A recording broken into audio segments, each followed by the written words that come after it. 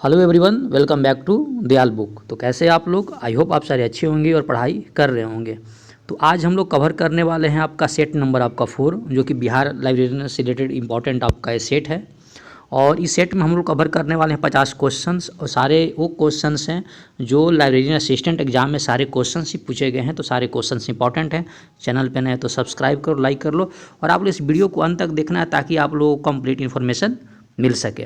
और किसी प्रकार का डाउट हो, पीडीएफ वगैरह चाहिए, तो आप लोग जरूर मुझे कमेंट कर सकते हो। तो शुरुआत करते हैं क्वेश्चन नंबर 1 से, जो कि काफ़ी इंपॉर्टेंट क्वेश्चन है। क्वेश्चन नंबर 1, नियम के अनुसार खुली पहुंच पुस्तकें का उपयोग बढ़ता है। तो इस क्वेश्चन का जो करेक्ट ऑप्शन आपका ए है। ये आपका है आपका first law of library science. यानी कहने का मतलब क्या है कि फर्स्ट लॉ लाइब्रेरी साइंस ये बताता है कि जो खुली पुस्तकें हैं उनका जो पहुंच है वो क्या है, आपका बढ़ता है। इसके बाद जो नेक्स्ट क्वेश्चन है, क्वेश्चन नंबर 2, निम्नलिखित में से कौन सा विश्वविद्यालय इंटरनेट के माध्यम से संस्कृत शोध प्रबंधों की खुली पहुंच प्रदान करता है। काफ़ी इंपॉर्टेंट क्वेश्चन है। तो 2 का बी नंबर है दिल्ली विश्वविद्यालय। यानी दिल्ली यूनिवर्सिटी जो है इंटरनेट के माध्यम से संस्कृत शोध को खुली पहुंच प्रदान करता है। नेक्स्ट क्वेश्चन है जो काफ़ी इंपॉर्टेंट क्वेश्चन है। और दोस्तों मैं एक बात आप लोग बता दूं कि अगर आप सीरियसली आप बिहार लाइब्रेरियन एग्जाम को टारगेट आप लोग कर रहे हो तो सारे क्वेश्चन इंपॉर्टेंट है, दोस्तों के साथ शेयर भी कर ले। और इस वीडियो को आप लोग 1-2 बार देखने के बाद आप लोग कंप्लीट याद हो जाएंगे, और सारे क्वेश्चन एग्जाम में इसी से ही पूछे जाएंगे। समझे बात को? तो शुरुआत के फिर इसके में क्वेश्चन नंबर 3 आपका है, निम्नलिखित में से कौन सी निःशुल्क ऑडियो बुक साइट है। काफ़ी इंपॉर्टेंट क्वेश्चन है। तो ये आपका क्या है, आपका लिवरी बॉक्स। यानी लिवरी बॉक्स है जो निःशुल्क ऑडियो बुक साइट है। नेक्स्ट क्वेश्चन है क्वेश्चन नंबर 4, ग्रंथालय एक है, यानी जो लाइब्रेरी है एक प्रकार का है। तो क्वेश्चन नंबर 4 का आपका जो बी है सामाजिक संस्था, यानी सोशल क्या है आपका, एजेंसी। समझे बात को? अगर क्वेश्चन ए आ जाए कि लाइब्रेरी इज आपका सोशल एजेंसी यानी सामाजिक संस्था है। इसके बाद जो क्वेश्चन नंबर 5 है, काफ़ी इंपॉर्टेंट क्वेश्चन है। 5 नंबर जो है क्या कहता है कि निम्नलिखित जो वाक्य है किसने कहा था। सार्वजनिक पुस्तकालय स्थानीय और राष्ट्रीय अधिकारियों की जिम्मेदारी है। आप लोग फिर से सुनिएगा, सार्वजनिक जो पुस्तकालय है स्थानीय और राष्ट्रीय अधिकारियों की जिम्मेदारी है। इसे विशिष्ट कानून द्वारा समर्थित किया जाना चाहिए और राष्ट्रीय तथा स्थानीय सरकारों द्वारा वित्त पोषित होना चाहिए। ये जो बातें किसने कहा था, ये कहा गया था आपका यूनेस्को मैनिफेस्टो द्वारा। समझे बात को? इसको फिर से आप लोग रिपीट कर लीजिएगा।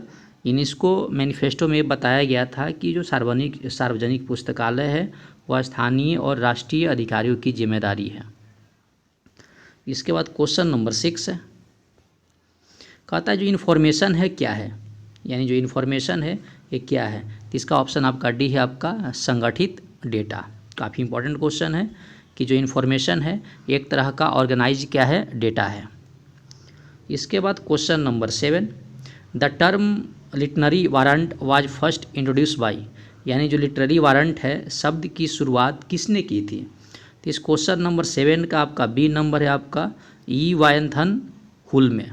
आप लोग नाम याद कर लीजिएगा कि लिटरेरी वारंट जो शब्द है ये किसने इंट्रोड्यूस किया था, ई वायंथन हुल में।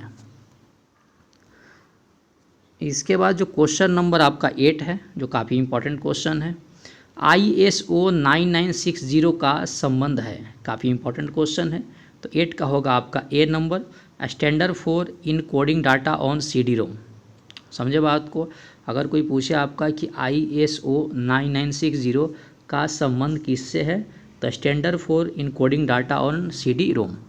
और एग्जाम में आपका ये पूछा गया क्वेश्चन है, लाइब्रेरी असिस्टेंट के सारे क्वेश्चन से हैं। Question number 9, the principle of local variation मुख्यतः उपयुक्त है। काफ़ी इंपॉर्टेंट क्वेश्चन है कि the principle of local variation मुख्यतः उपयुक्त है। तो 9 का 1 नंबर हो जाएगा आपका सूचीबद्धता के लिए, जिसको बोलते हैं आपका कट लॉगिंग। इसके बाद जो क्वेश्चन नंबर 10 है, निम्नलिखित में से कौन सा चतुर्थ लॉ ऑफ लाइब्रेरी साइंस है, यानी इसमें से जो कौन सा लाइब्रेरी का जो 4th रूल है। तो इस क्वेश्चन का आपका 10th का हो जाएगा आपका D number, save the time of the reader, यानी पाठक की समस्या बचत करना ही लाइब्रेरी साइंस का फोर्थ लॉ है। इसके बाद क्वेश्चन नंबर 11, और दोस्तों मैं बता दूं कि जो सारे क्वेश्चंस हैं, सारे क्वेश्चंस इंपॉर्टेंट हैं, तो आप लोग इस वीडियो को अंत तक देखा करें। एक दो बार देखने के बाद आप लोगों को कंप्लीट याद हो जाएगा। और इस चैनल पे लाइब्रेरी की सीरीज चल रही है, तो आप जाकर वहाँ पे प्यार दें, अपना नोट्स बनाएं और साथ में पढ़ाई करते रहें। क्वेश्चन नंबर 11, पुस्तकालय विज्ञान के निम्नलिखित नियम के तहत निरुपयोगी पुस्तकों के निराकरण पर विशेष जोर दिया जाता है। ये किस नियम के तहत दिया जाता है? तो 11 का आपका डी नंबर हो जाएगा आपका फिफ्थ लॉ, यानी 5वें नियम के अनुसार जो है ना, निरुपयोगी पुस्तकों के निराकरण पर विशेष जोर दिया जाता है। क्वेश्चन नंबर 12 कहता है कोलोन क्लासिफिकेशन स्कीम हत्य एक्स दर्शाता है। तो 12 का हो जाएगा आपका सी नंबर, ये आपका अर्थशास्त्र जिसको बोलते हैं इकोनॉमिक्स। यानी अगर बात करें इन clone classification scheme X represent, यानी कहने का मतलब क्लोन क्लासिफिकेशन में अगर एक्स अगर दिया जा रहा है तो इसको हम क्या समझते हैं? आपका इकोनॉमिक्स। आगे बढ़ते हैं नेक्स्ट क्वेश्चन की तरफ, जो काफ़ी इंपॉर्टेंट क्वेश्चन है। क्वेश्चन नंबर 13 कहता है सर्च इंजन जैसे वेब बेस्ड प्रणाली का उपयोग निम्नलिखित में से किया जाता है, यानी इसमें से किसके लिए किया जाता है? तो 13 का हो जाएगा आपका बी नंबर, आपका searching the information available on the web, यानी इसको है ना वेब पर उपलब्ध जानकारी तलाशने के लिए किया जाता है। इसके बाद जो क्वेश्चन नंबर 14 है, जो काफ़ी इंपॉर्टेंट क्वेश्चन है, कहता है कि अधिकृत उपयोगकर्ता रोबोट का उपयोग करके बल्क डाउनलोडिंग करता है, जिसके फलस्वरूप लाइसेंसर पत्रिका के अभिगम पर रोक लगता है तथा ग्रंथपाल द्वारा शुरू की गई सबसे उपयुक्त कार्रवाई क्या हो सकती है इन चारों में से? तो क्वेश्चन नंबर 14 क्या है? सी नंबर, यानी इसमें आपका ऑप्शन नंबर 1 और 1 और 3 दोनों क्या है? सही है। इस क्वेश्चन को आप लोग ध्यान से पढ़ लो, काफ़ी इंपॉर्टेंट क्वेश्चन है। एक क्या है आपका cancellation of authentication of the said user, और आपका थर्ड क्या है? Investigate the tech and corrective measures. इसके बाद क्वेश्चन नंबर 15 कहता है KWIC इंडेक्स में कीवर्ड है। KWIC में इंडेक्स में जो कीवर्ड है, तो 15 का है आपका C number, derived from the title.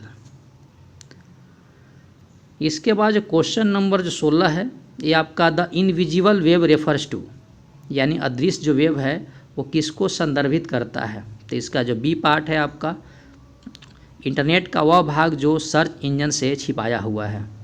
समझे बात को?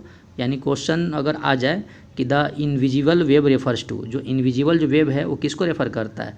The part of the internet, internet का वह part which is hidden from the search engine. काफ़ी इंपॉर्टेंट क्वेश्चन है और सारे क्वेश्चन एग्जाम में पूछे गए हैं दोस्तों।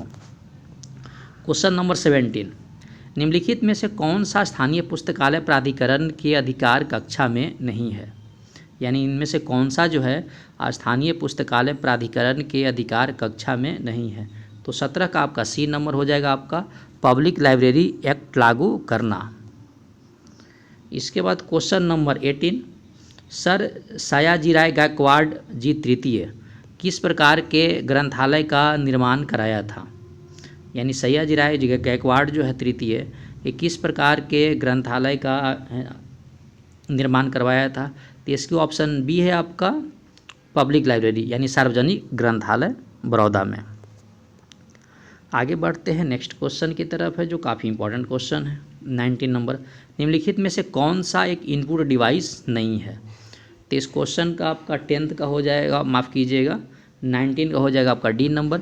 इसमें जो प्लॉटर है जो एक आपका इनपुट डिवाइस नहीं है, बाकी OCR, OMR और कीबोर्ड ये तीनों क्या हैं? आप लोगों को इनपुट डिवाइस है।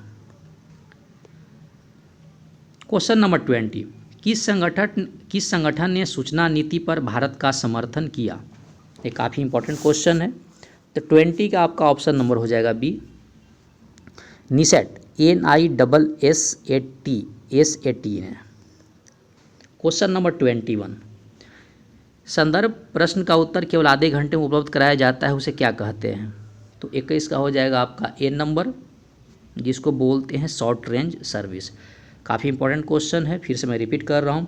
When the answer of a reference question is provided with in half an hour is called.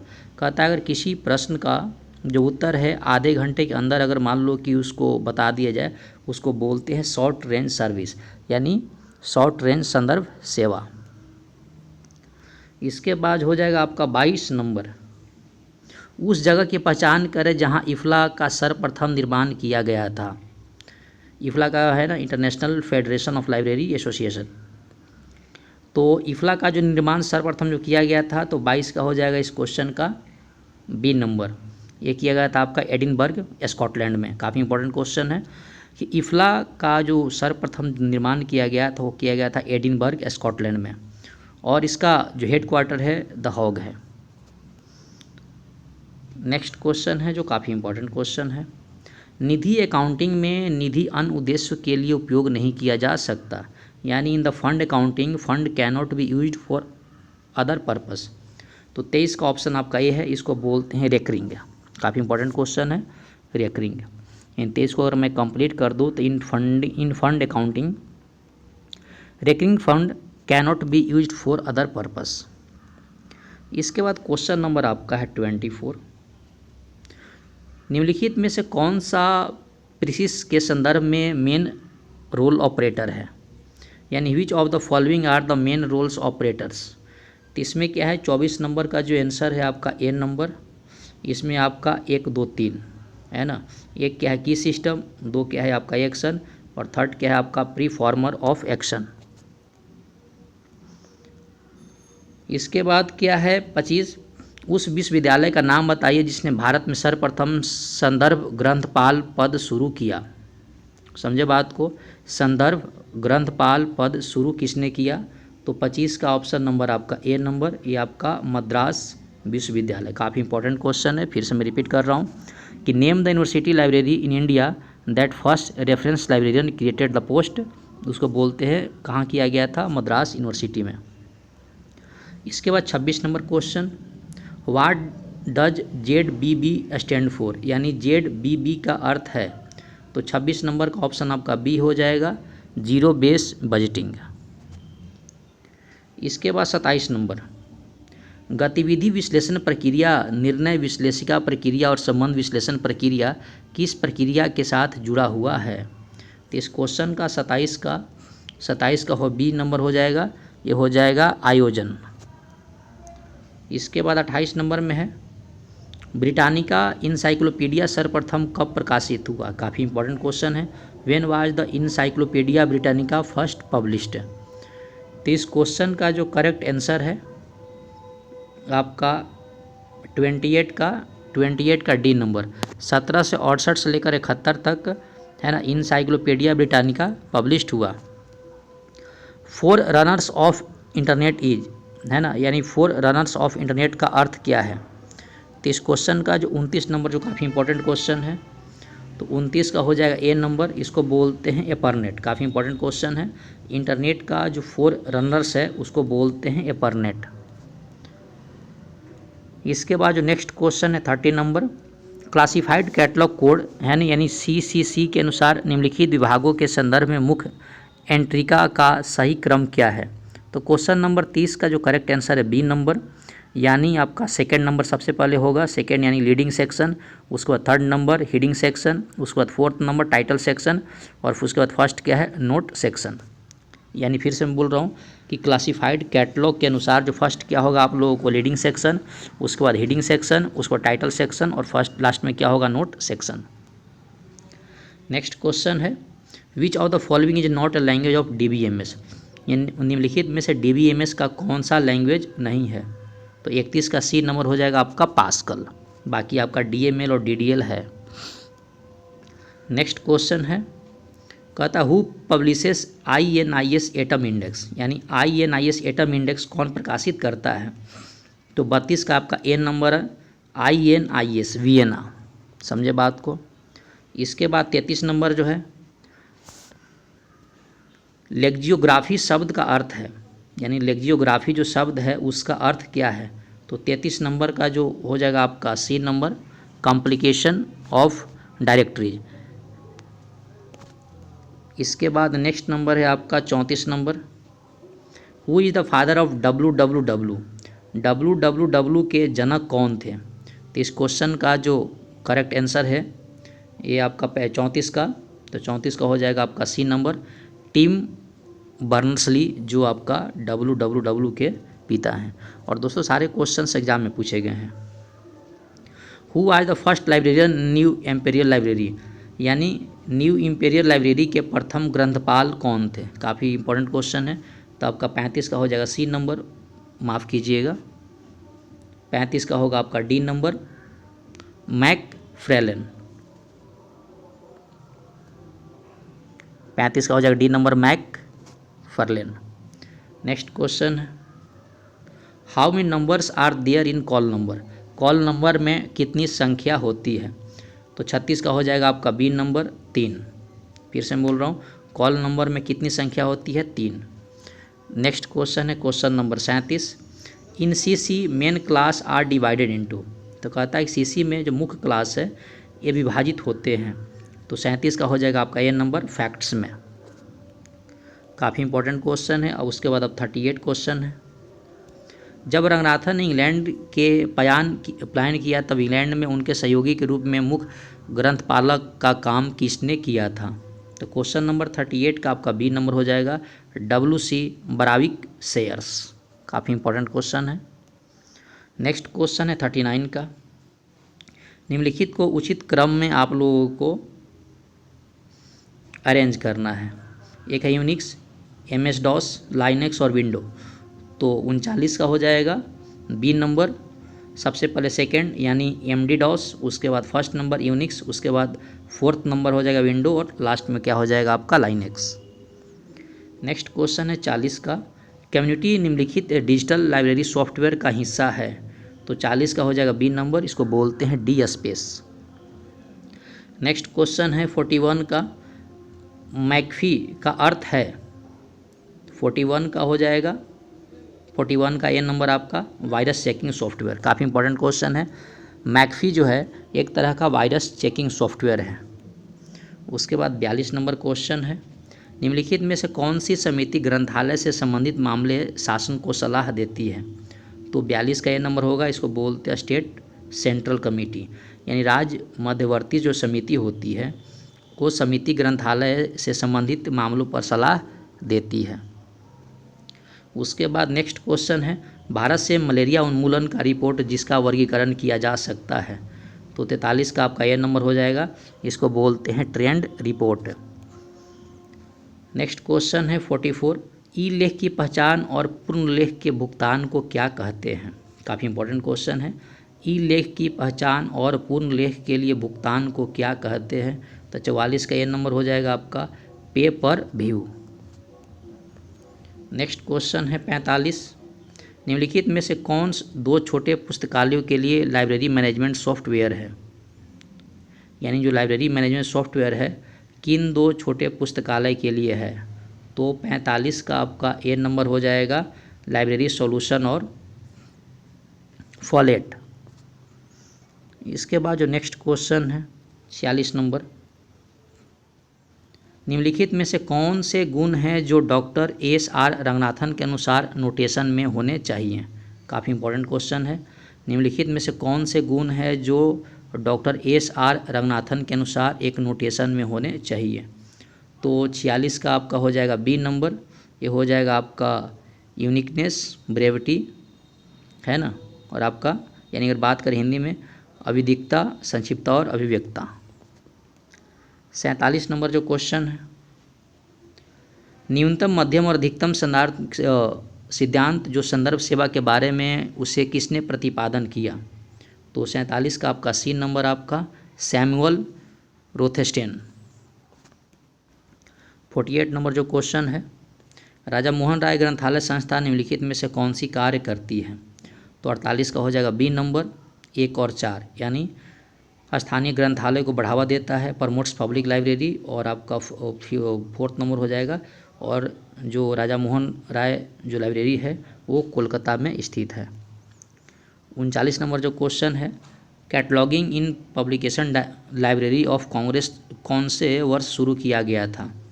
तो 39 का हो जाएगा आप लोगों को ए नंबर 1971 में। फिर से बोल रहा हूँ, cataloguing in publication libraries of Congress 1971 में शुरू किया गया था।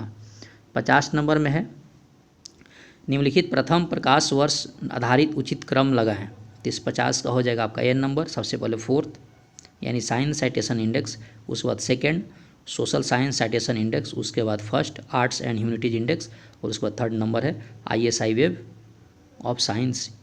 तो दोस्तों इस वीडियो में हम लोगों ने कवर किए इंपॉर्टेंट क्वेश्चंस, और ये क्वेश्चंस मैं अगर बता दूं ये सारे आपका लाइब्रेरी असिस्टेंट एग्जाम में पूछे गए हैं, जो कि बिहार BPSC के जो एग्ज़ाम होने वाले हैं लाइब्रेरी असिस्टेंट लाइब्रेरियन का, उस एग्ज़ाम पॉइंट ऑफ व्यू से वीडियो काफ़ी इंपॉर्टेंट है। तो आप इस वीडियो को 1-2 बार ज़रूर देखें। 1-2 बार देखने के बाद क्या होगा कि आपके सारे क्वेश्चंस याद हो जाएंगे। तो मिलते हैं नेक्स्ट वीडियो में, तब तक आप लोग पढ़ाई करते रहें। All the very best, thank you.